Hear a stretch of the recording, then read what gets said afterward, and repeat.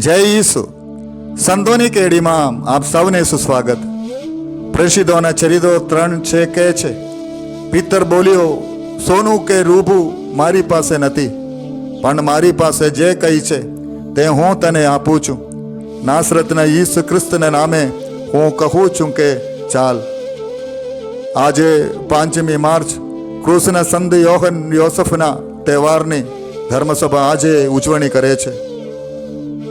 ક્રુસના સંત યોહન યોસફનો જન્મ 1654માં ઇટાલીમાં થયો હતો.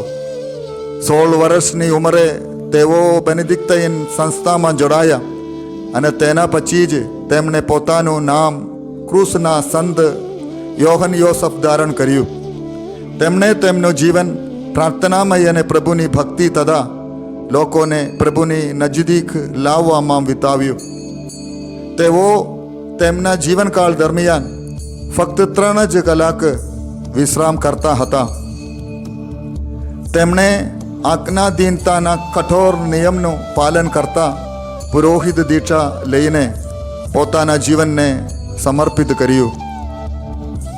તેમના સેવાકાળ દરમિયાન તેમણે વિશેષ રીતે પોતાના લોકો માટે કામ કર્યું, જેના કારણે લોકો તેમને ખૂબ જ આદર્શ સત્કાર આપતા હતા.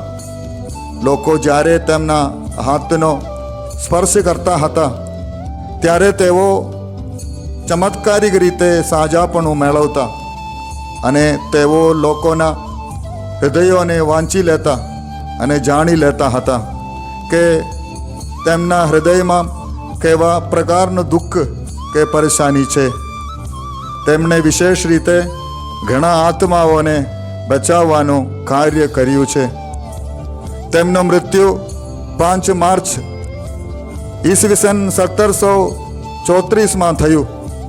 સંત પોપ ગ્રેગરી 16માએ તેમને ઈસવીસન 1839માં સંત જાહેર કર્યા.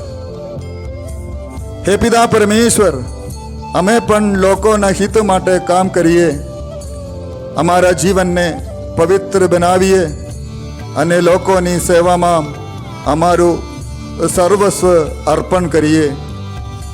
પ્રણામ મરિયા, કૃપાથી પૂર્ણ, પ્રભુ તારી સાથે છે. ભાગ્યવંત તું સ્ત્રીઓમાં અને ભાગ્યવંત તારા ઉદરનું ફળ ઈસુ. એ પવિત્ર મરિયા, પરમેશ્વરની માં, અમો પાપીઓને વાસ્તે વિનંતી કર, હમણાં અને અમારા મોતની વખતે. આમીન.